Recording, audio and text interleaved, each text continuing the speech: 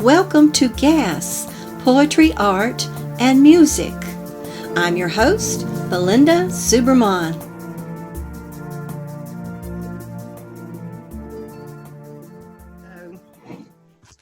So Larry, tell me about your academic career and how you incorporate music and poetry in some way in that experience.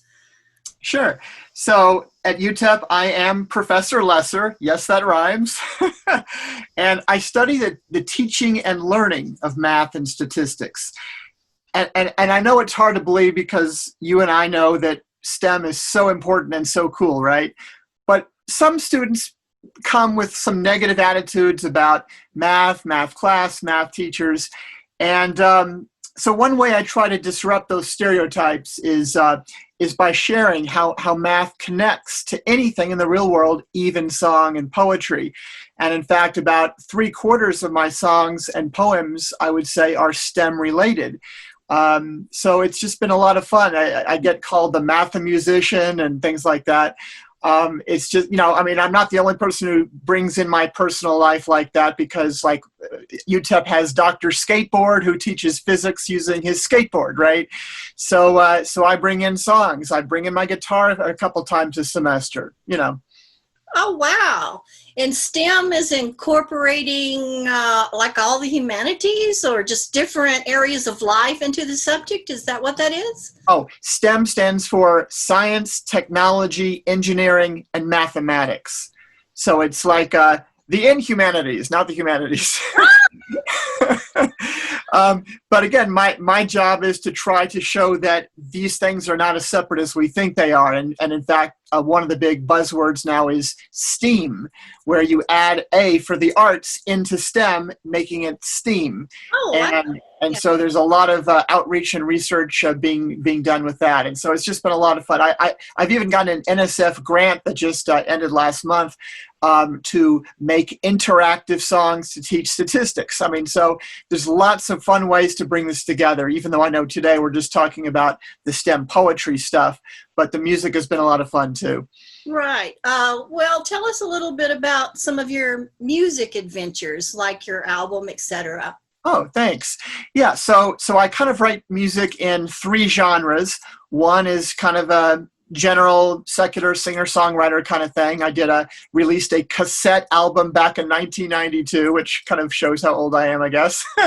And then 28 years later, I finally got around to making my second album, which came out a month before the pandemic. It's called Sparks, and it's original non-liturgical Jewish songs. You can Google it by Googling Larry Lesser and Sparks. It'll go, but it's also larrylesser.com/sparks. And actually, the album is entered in the Best Folk Album category for a Grammy nomination. So we'll see. It's just been fun to kind of see how far it goes. But then a third completely different genre I write songs in is the math songs. And that's probably what I've been most nationally famous for so far.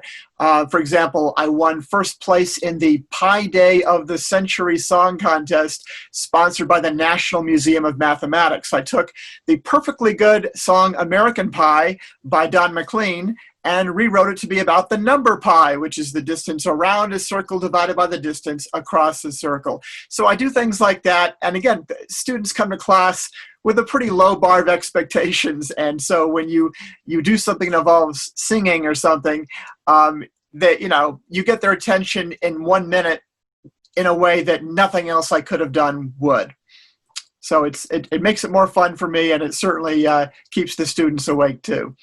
Well, I looked you up on YouTube, and you do have a channel, and it gives a slice of some of what we're talking about, you singing at these groups full of mathematicians or reciting a poem that somehow involves math. I really enjoyed that. So people can check you out on YouTube as well. Thank you. Yes. Do you have some poems ready for us? I do. So, all right, I'll start with this one. This is my most recently published poem. It's fairly topical. It's about coronavirus. It's like an infection reflection. It was published this summer in Teaching for Excellence and Equity in Mathematics. And here it is. It sort of starts off with some math about where a graph changes curvature. Let me see. Yeah, like that.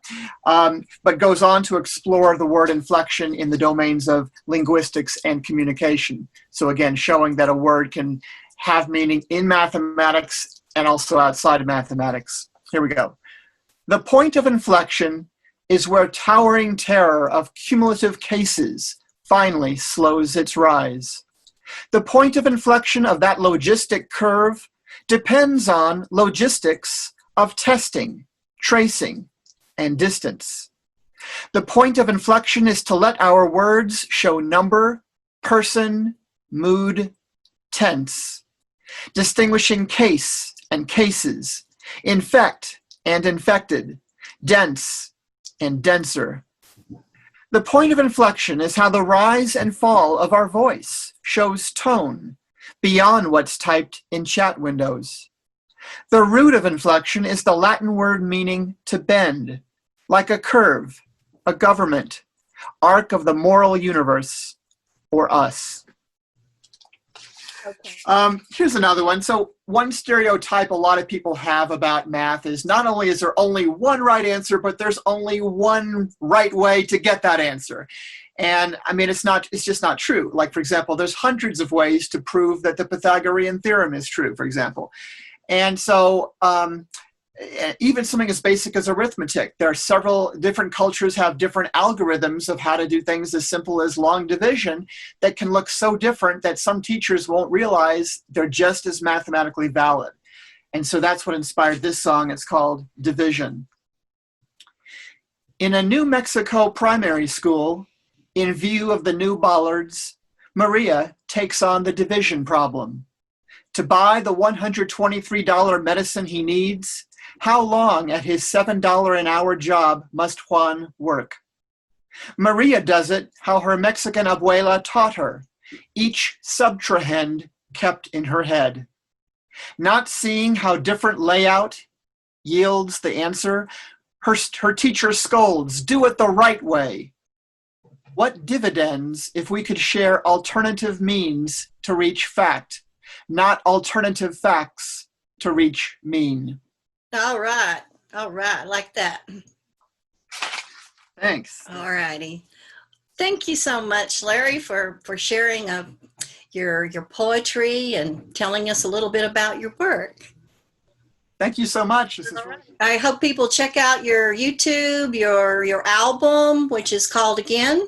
Sparks. Sparks. All right. Thank you so much. Goodbye. Aho Mateo. My name is Angelica Tinajero. I'm from El Paso, Texas. This song is called Amor, and it was written in remembrance of all the murdered indigenous women.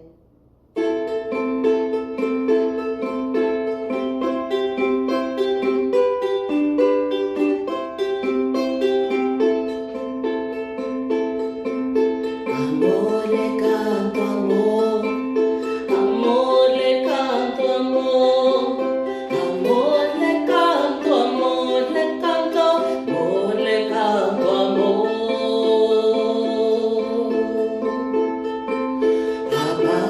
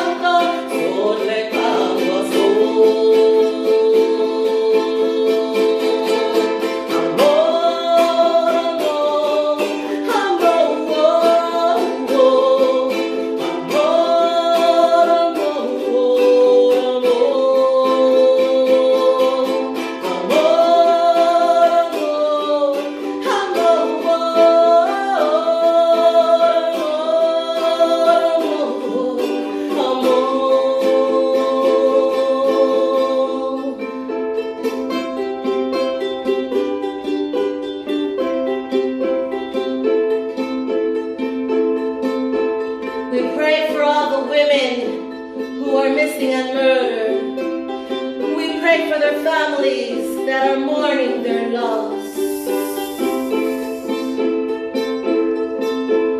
We are light workers, we are healers, we are the ones to heal the earth.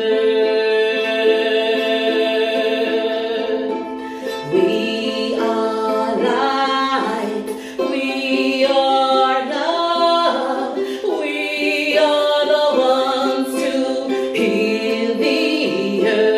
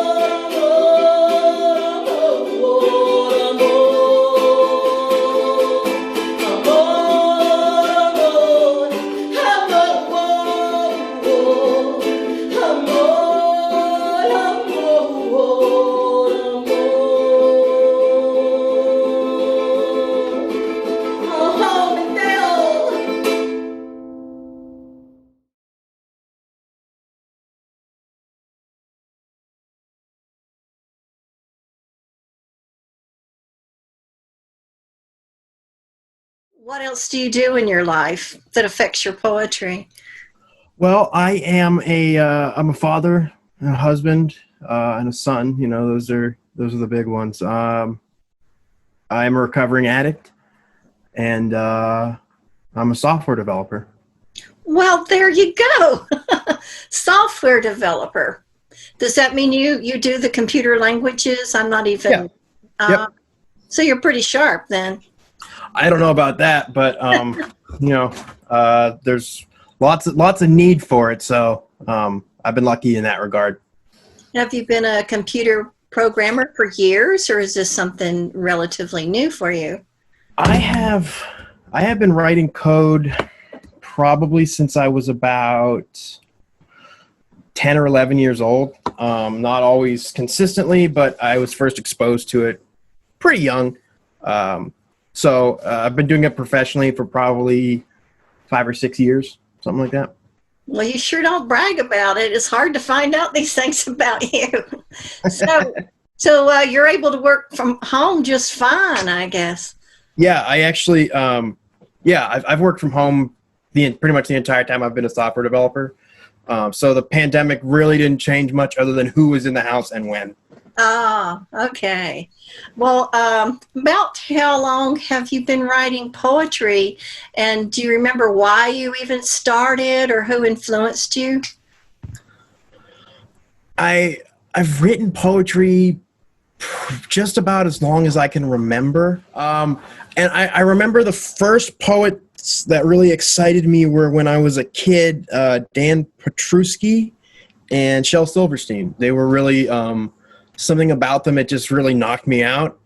And then in like 7th grade, I was exposed to E.E. Cummings, and there was something just about the way that he wrote and the obscurity of it, or the how there was a puzzle to be solved, and I thought that was kind of neat.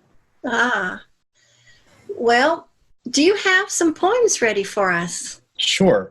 This one's called, this is from my latest book, My Name Does Not Belong to Me, from Weasel Press. This is called YouTube Summary of Karl Marx's Work. Did you ever watch a smarmy YouTube summary of Karl Marx's lifetime of work that only took 11 or 12 minutes? A really smug summary too, but one that appeals to the largest audience and caters to people who might think their happiness is just waiting at the top of the tree, the top of the hill, the top of the ladder, the peak of the pyramid. So it's earnest but open-ended, and the narrator can't be too enthusiastic about how great it would be to be a painter in the morning and a weaver in the afternoon, and a drunk Bukowski wannabe in the evening who's preparing his college essay on a mangy typewriter with a broken R key. so you just type I, then fix it with a black pen. How marriage is slavery and love is vaporware, and right now you should be firing off a many fuck you emails to bosses and college professors and lovers and landlords, and taking to the streets in just the clothes you have on to become a Marxist preacher ambushing the poor folks at the bus stop with a copy of Das Kapital on your lap that you've never read, and you know they'll never read either, because after all, you only have to be as good as an 11-minute YouTube summary of the work of Karl Marx. Did you ever do that? And then feel guilty about wasting the company's dime watching YouTube summaries of bearded men and get back to work because there was a voice crying that sounded like the way your mucus tasted when you were just a little boy being told no by some anonymous bully? Right.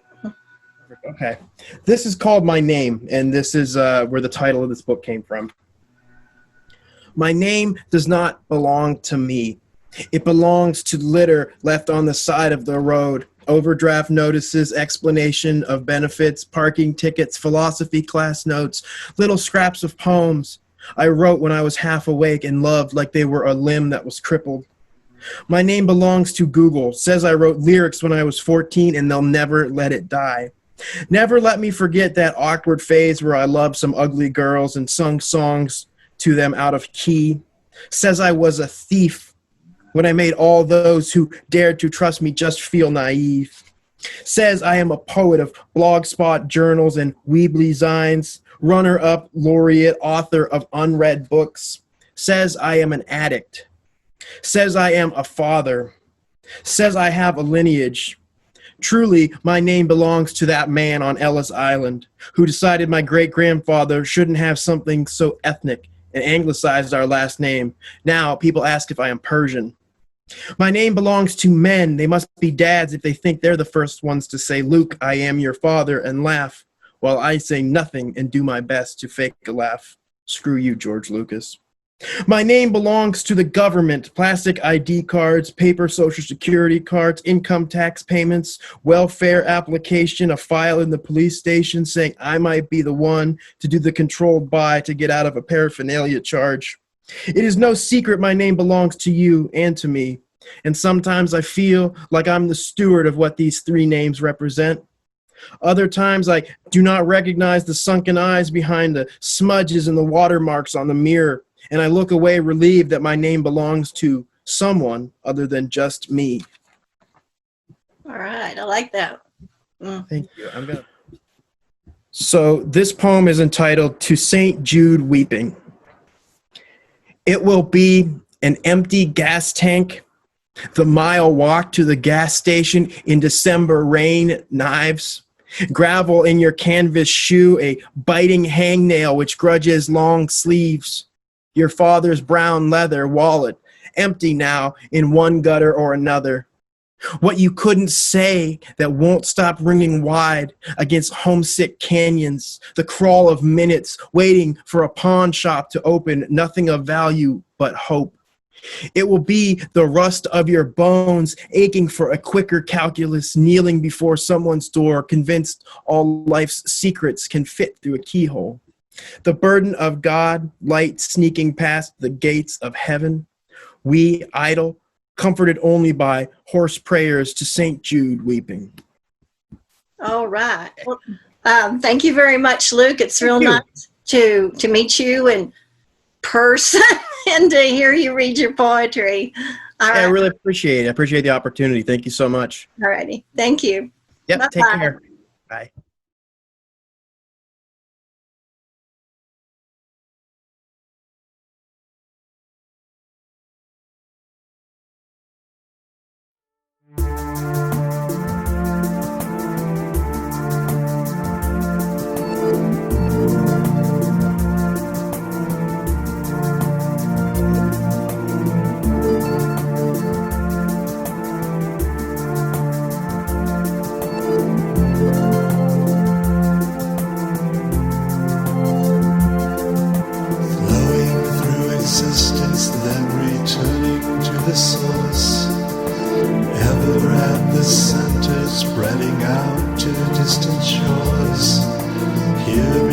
The universe, the earth and humankind, Everything is as it is, it cannot be defined.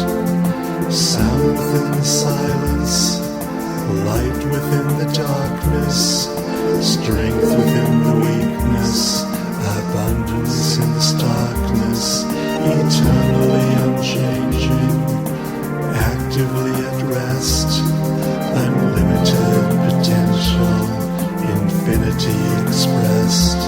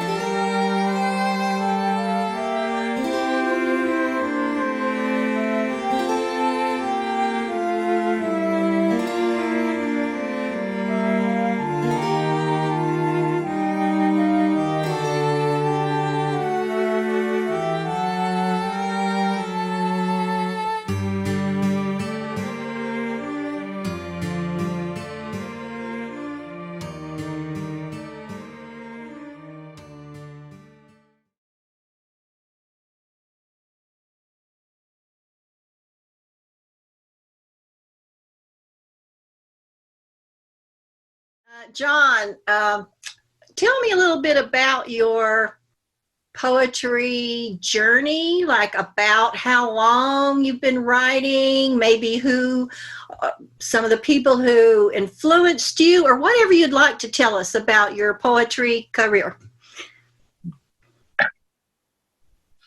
All right, so I've been writing for 20 years, and I started in high school, and I really didn't know what I was doing. I was just, I was bored in science class, so I just started writing stuff.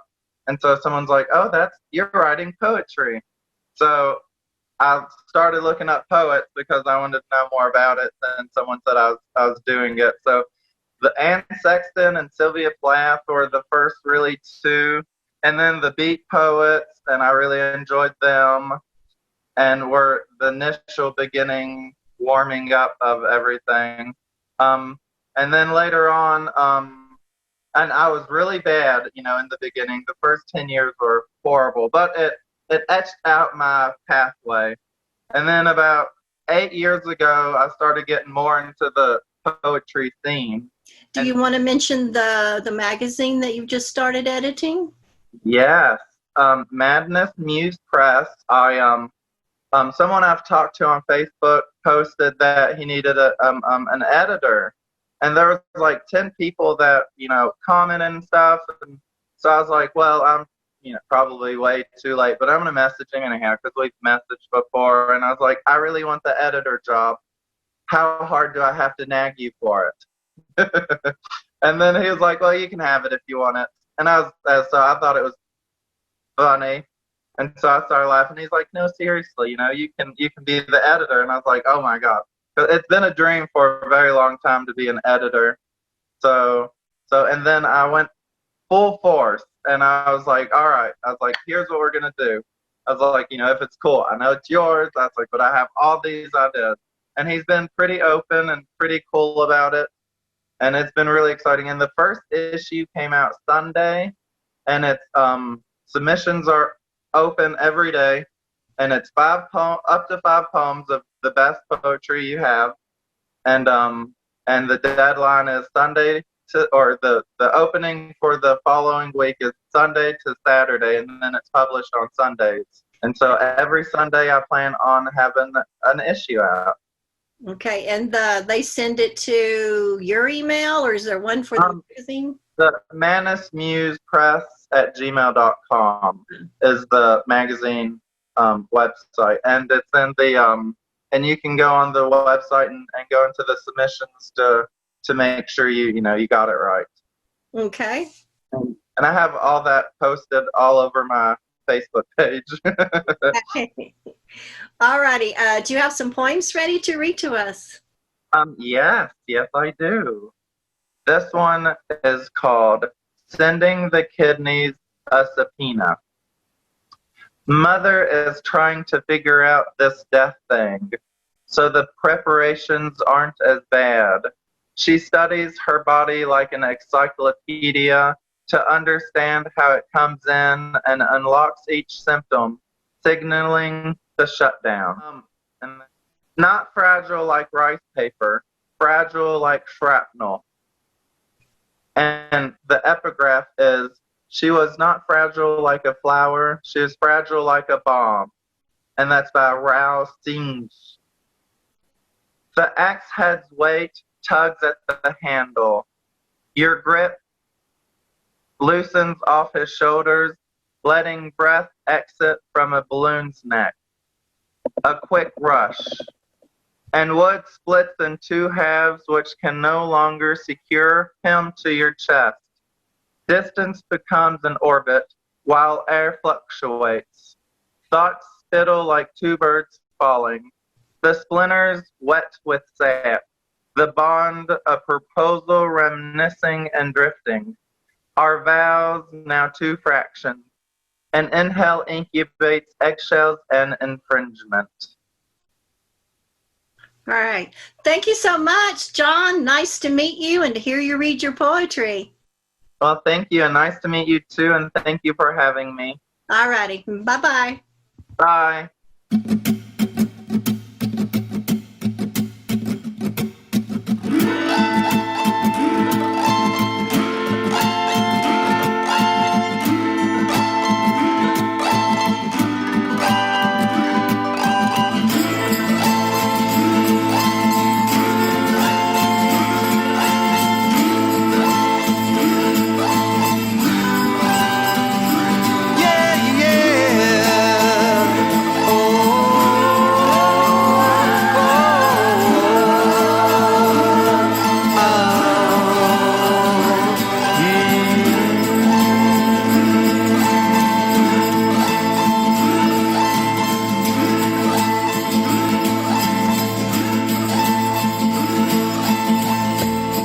I've been waiting for that telephone call, waiting for that train. I've been waiting for that mountain to fall, waiting for that plane. I've been waiting for this movie to start, waiting for the word. I've been waiting for this pain in my heart, waiting to be heard. Yeah, yeah.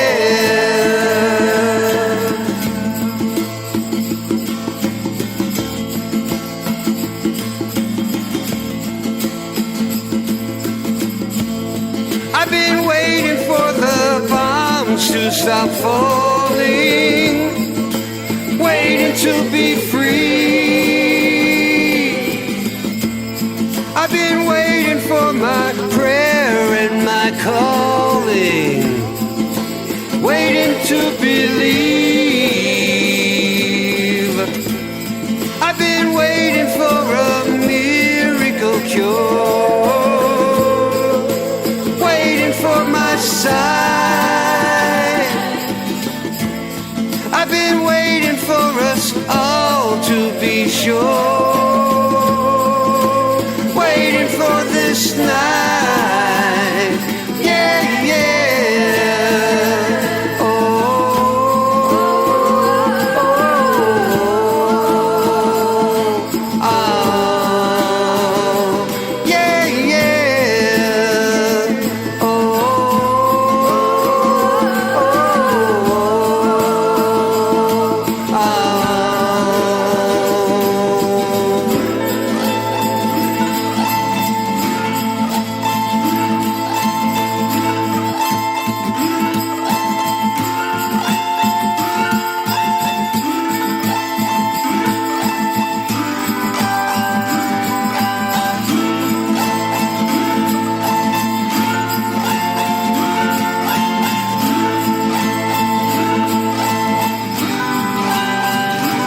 Yeah, yeah. Oh, oh,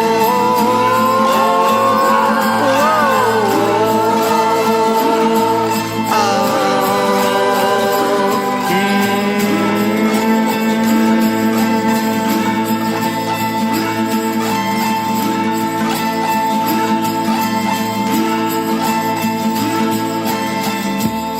I've been waiting for that flower to bloom for such a long time.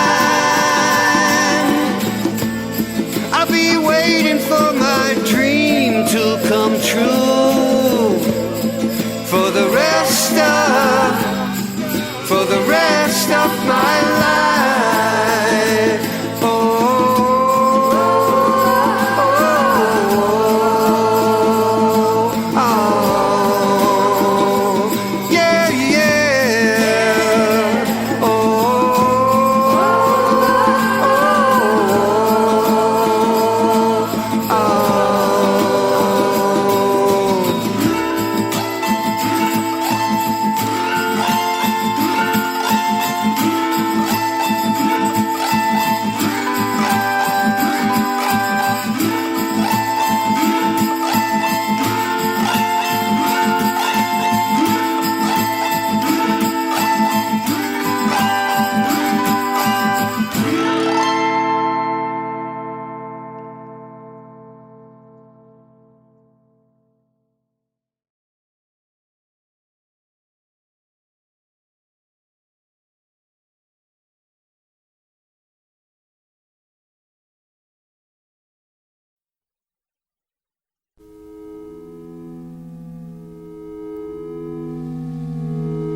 What glorious gift of unresolved, broken crumbs from heaven, but heaven all the same. I wonder, does what starve it feed it, or is it fed all along?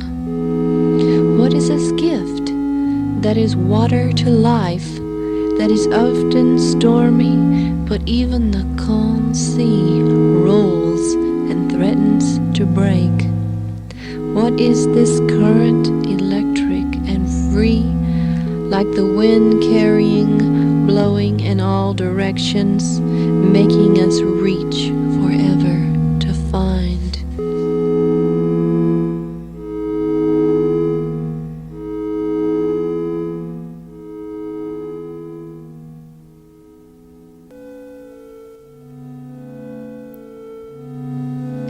The wall of the ancient surrounds us. When finally they are dust, the dust is spirited. We walk upon our mothers. Eternal, their essence cannot die. That which brings forth life sustains us. For even as we curse in his own ancient bosoms we take rest. Beneath painted flowers we emerge growing, though partly artificial we stem from the everlasting in vases that can be filled and filled again. We are a sermon of glorious thought. We are gushing, oozing words. We are pulsating feelings outside our bounds. We are more than we can imagine.